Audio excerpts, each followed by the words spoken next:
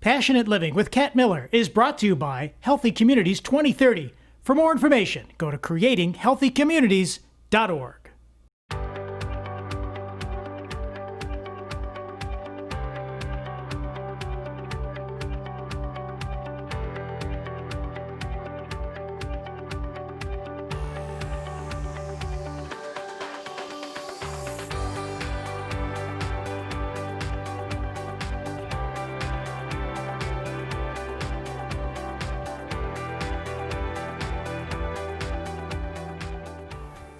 Welcome to Passionate Living.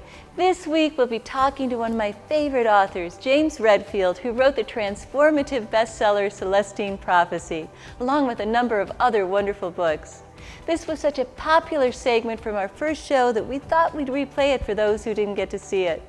We're also going to take a walk down memory lane with an interview I did with MTV VJ Nina Blackwood at Wildlife Waystation in Los Angeles, where one woman's passion to save wildlife made a huge difference in the world around her.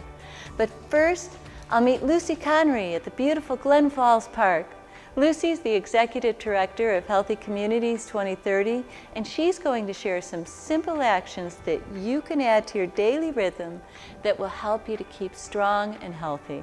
Lucy, thank you for joining me here today. Yes, thank you so much for having me. Is this a gorgeous place? I'm so happy right to in the be middle here. of this heat wave that we're having. I know, being able to actually enjoy it instead of Right. just sitting in the AC. And we had that little duck that was making a cameo, but we weren't ready in time for a cameo. Yep, that's how it goes. Yeah.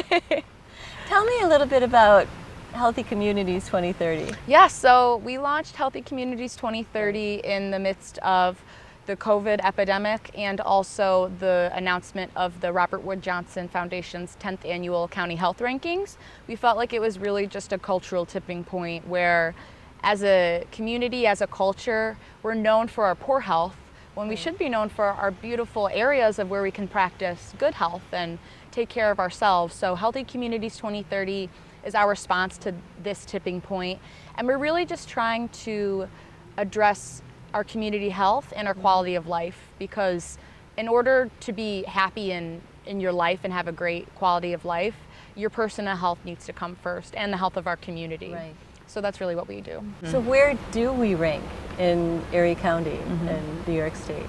So out of the 62 counties in all of New York State, Erie County ranked 56th least healthy. So, and Out of how many communities are there in New York? out of 62. And the only good news we like to joke is that Niagara County is 58th. So we're, you know, We're a little ahead. Yeah, at least we're, yeah. So and it didn't change from Right. last year. So we were thinking all the work we're doing over the last few years, we must see some improvement.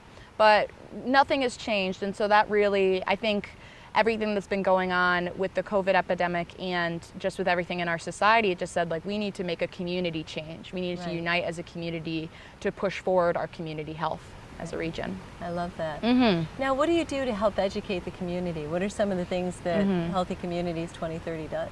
I like to think one of the most important things we do for our community is to link the people to the resources that are already there. Right. It's not like we need to reinvent the wheel. We need to reach out to our communities, which we have the capacity to do. We have a 30-year history of working in Erie and Niagara counties.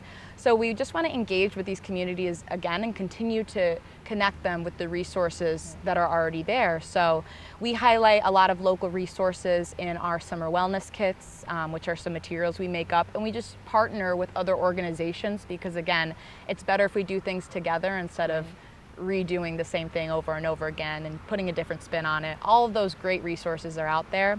So our summer wellness kit was really great, and we facilitate trainings for our communities to help individuals build their own capacity. You know, it's up to you if you want to change your life, but we want to help you if you'll let us. And you know, the communities have been so great reaching out to us, and we really enjoy our relationships with them. That's beautiful. Mm-hmm. Now, I want to talk to our viewers and tell them, tell you, our viewers, how great you are, but also talk a little bit about what's your focus if the community of Western New York and our national community, world community are watching. 3 things that you would focus on to improve your health. So I'd say the three things that impact our health the most are our regular physical activity, our diet or nutrition, and tobacco use. Those are the three major contributors to the 5 chronic diseases, which include diabetes, cardiovascular disease.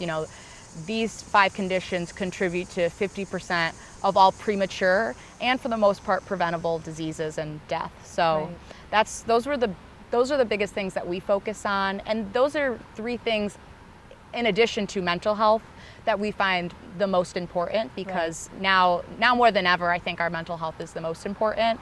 But little things that improve your physical activity, we are really passionate about physical activity, because it's 30 minutes a day for adults, that meets national recommendations to improve your health. 30 minutes could be walking, right? Exactly, and it doesn't have to be be running, doing the whole... Yeah, and I'm a big walker. Walking, just walking. And it doesn't need to be 30 minutes in a row. If you have 10 minutes, studies show that 10-minute increments are just as good. So if you have a lunch break, you don't have the full 30 minutes because you want to sit down and eat, go for a 10-minute walk, come back. After work, go for another 10-minute walk, and then maybe before bed, go for a 10-minute walk. And anyone, great. break it up to, and that still, you can get your heart racing. I thought it was 20 minutes in a row of having your aerobic, but it doesn't need to be. No. It's just 3. Yeah, make it work for you. A lot of people struggle to say, I don't have 30 minutes. You've got kids, you've got responsibilities. Break it up, make it work for you. Beautiful. Yes. So tell me a little bit about being outside and the health factor. Yeah. So I learned this term that humans are biophilic, and so that means that humans need to be around different biospheres around our nature, and it's really good for us. When you think about where humans come from, where we started off in civilizations, they were all outside. Right. And grounding too, having your feet like on the earth. It Exactly. centers you. Yes. What you said, like grounding techniques, it's about being one with the earth and finding, peace and one with yourself. Absolutely. Well, what's on tap for you next? What are you doing next? Yeah, next we will be we just released our summer wellness kit. We're gonna do more wellness kits season year round. So fall wellness kit, winter wellness kit, because Buffalo, we're known for our winters, but it doesn't mean you can't be outside and keep taking care of yourself and your health. And then we are doing a lot with our walking, promoting trails, and starting to form some walking clubs in our neighborhoods. Beautiful. Well, I'm looking forward to hearing more about it. Yes. Thank you so much for having me. Thank you so much. Appreciate it. For any of my amazing viewers in the 4 season locations of the world who are struggling a little bit with this recent heat wave, well, I just want to remind you of a winter right here in Buffalo, New York in early 2018. So for me, when I think back to moments like this, it helps me to appreciate every single bit of warmth that we get to bask in this summer. So much gratitude to the guy in the city, it's like a land mover that's coming down the streets trying to dig out the side streets. He just helped me. He saw me trying to get this driveway cleared out. I've literally run out of places to put the snow. I have been shoveling every day since I came back from California, and the snow every day keeps mounting up higher and higher. This is just from last night on the cars. And the wind chill today in the city is almost to about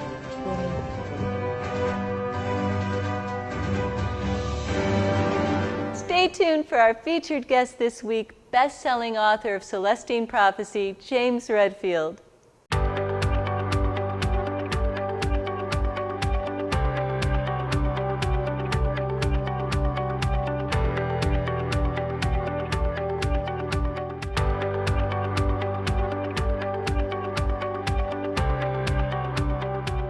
My next guest has become a dear friend of mine through the years. I love his work from the moment I read Celestine Prophecy.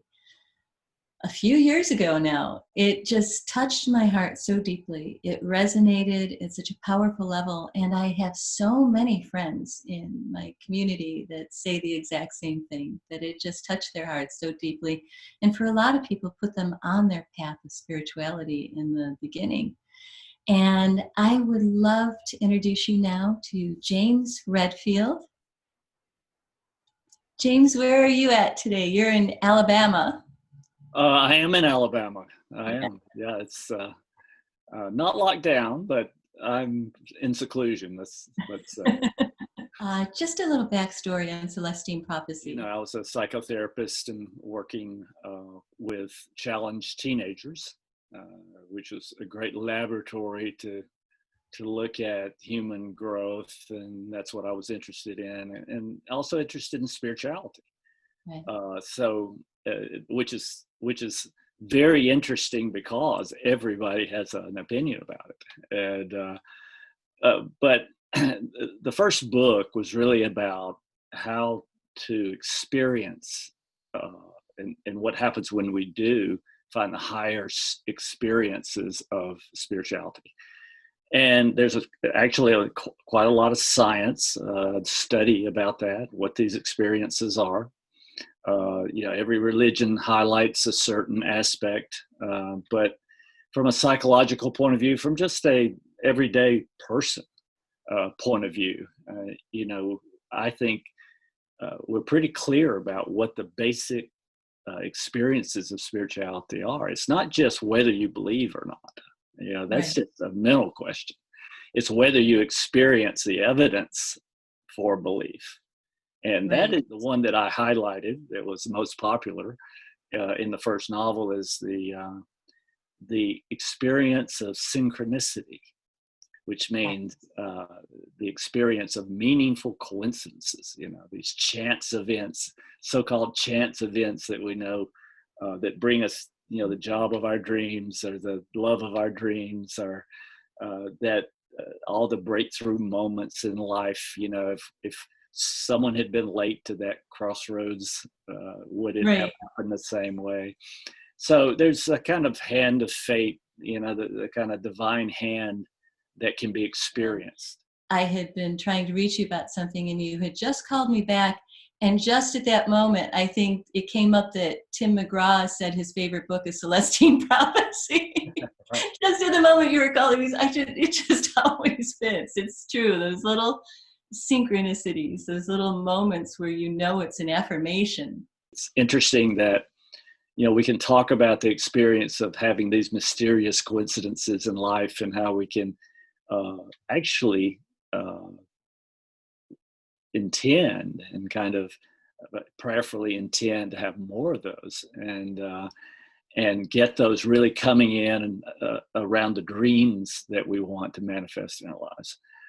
And that's where it becomes very interesting, because belief and faith apply, and then all of a sudden we have this help, and the answer to any atheist is synchronicity.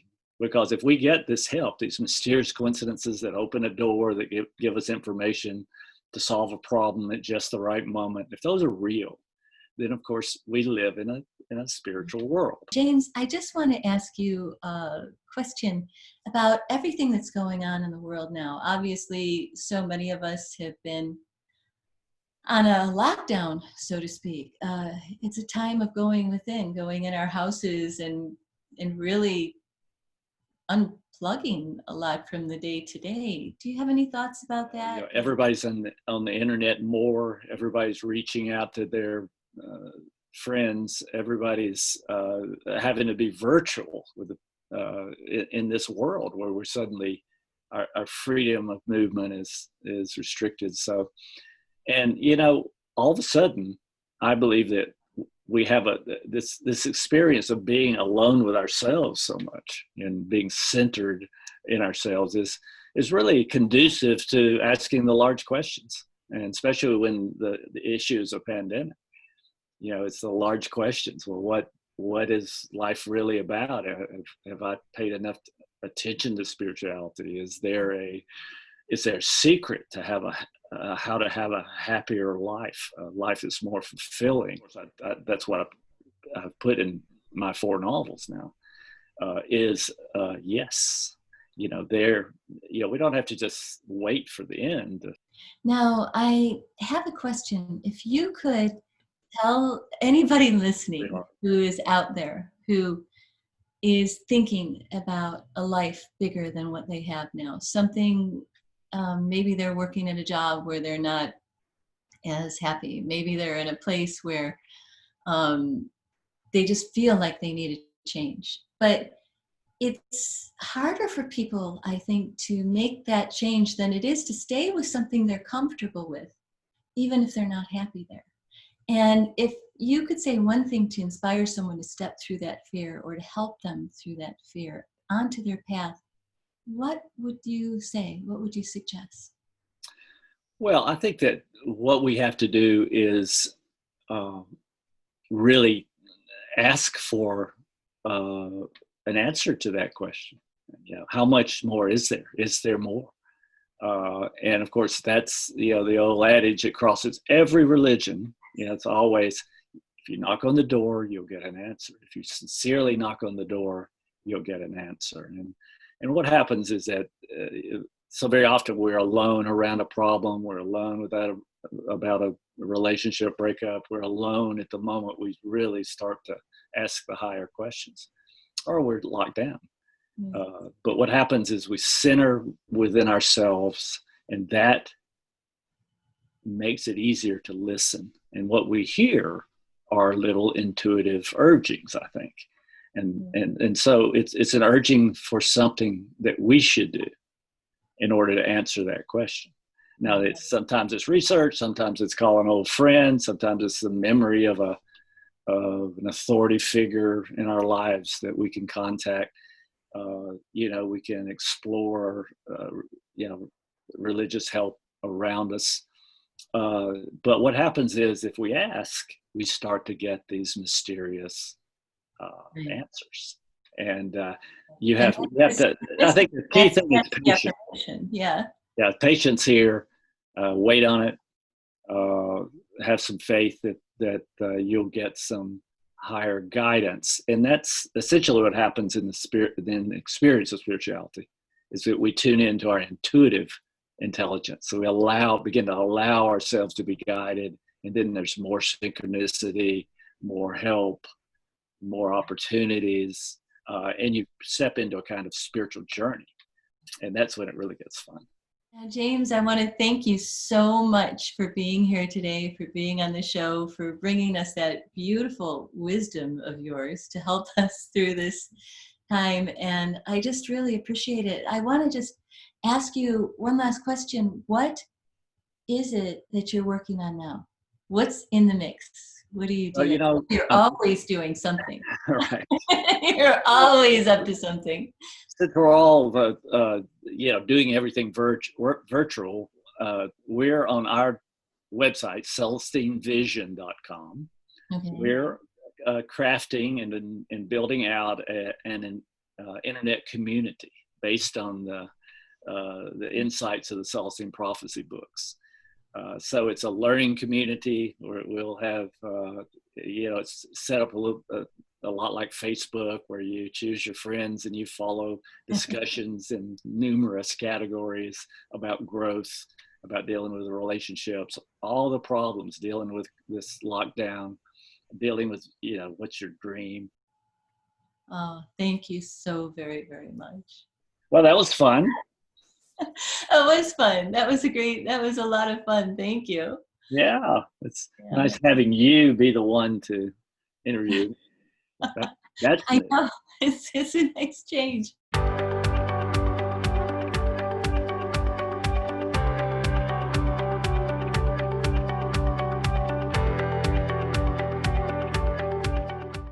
Hey, Western New York, did you know that Erie and Niagara counties are some of the least healthy in all of New York State? So we've launched Healthy Communities 2030 to help empower our Buffalo Niagara region to be healthier. Thank you, Lucy and Michaela. If you want to be part of Healthy Communities 2030 as a partner or a sponsor, please visit creatinghealthycommunities.org.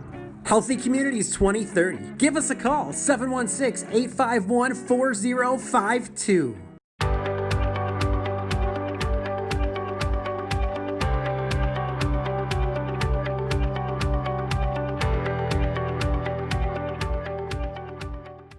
I thought it would be fun to go back in time and do an interview with one of the original MTV VJs, Nina Blackwood, when we met with Martine Colette for an adventure at Wildlife Waystation in Los Angeles County. Martine's passion for wildlife made a huge difference in the world around her, and I even got to bond with the Siberian tiger, though the handler did assure me he fed the big guy a steak or two before we bonded. So sit back, take a nibble of some healthy snack, and enjoy our little walk-through time. And on this episode of Passionate Living Moments, we're at a wonderful remote location outside of Los Angeles called the Wildlife Waystation. And we're going to meet two remarkable women, one whose passion started this entire organization to save the animals that are here, between 11 and 1,200 animals from the wildlife, many from homes that were abandoned. And the other who used her celebrity status to bring attention to it and help the animals. Catherine, Nina, hi. it's great I'm to meet so you. glad you guys got here. Isn't this incredible? Oh, it's amazing. So tell me about this little guy here. Well, actually, from what I understand, this little angel was raised with Rottweilers, if you can believe that, the dogs.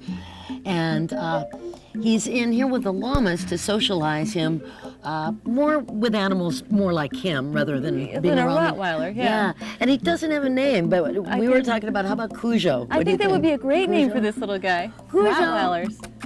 Come here. It's amazing.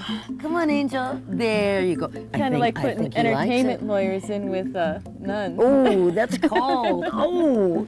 So Nina, tell me about your passion for animals. Well, actually, as early as I can remember, I've always loved animals, and for a while I was actually thinking of going into zoology and animal behavior studies, but the biology part and the cutting up of animals I could not handle. I'm not very good with blood, so this is wonderful for me because I still get to do my entertainment, but I get to come up here, and Martine Colette, who is the founder of this, supposed to be an amazing woman. She is actually my hero. She really, I swear to God.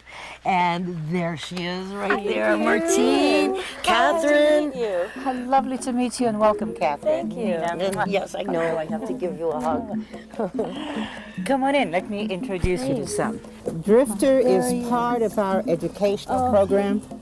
It's very important for the kids to realize what it is that they're saving and why. And you can show them 100 pictures, but to show them an honest-to-goodness tiger, and a little kid walks up there and he's looking eye to eye, all of a sudden it takes on a completely different meaning, and the child now says, wow, his eyes are green, or his whiskers are long, or so it's important. I look at these animals and I don't even have words to describe the feeling that they get. By the way, come on. Beautiful. Drifter. Just touch him here. Touch him here. Behind. Come on, behind him. Are you a good boy? You're a good boy. You're a good boy. Yes, you are. Yes, you are. Anyway, his job in life is going to be to educate the kids and save the species. Martine, how do you support all this? I mean, unless Nina, you've got a big bankroll. I would love to if I could. We support this in many different ways, Catherine. We've got an animal sponsor program. We've got, for example, these people here sponsor these two bears. Oh, okay. A lot of the time, kids will bring animals here, and they will choose to sponsor that animal until such a time as this animal is able to be released back into the wild, if we're talking about native California wildlife. We hope to be able to make people understand that it's very important to learn how to cohabit with native wildlife. That's number one, because as the population grows everywhere, people are infringing more and more into animals' habitat. The animals are prepared to cohabit with us. Now we just have to learn how to cohabit with them, and if all of us have good manners, we might be able to live on the same planet in peace and harmony. And as the sun sets on this beautiful story, I do want to mention a Henry David Thoreau quote which comes to mind, which is, "In the wildness is the preservation of life." And truly, those words are profoundly moving in this place. Thank you so much for joining us for Passionate Living Moments, and until next time, remember to live life to its fullest.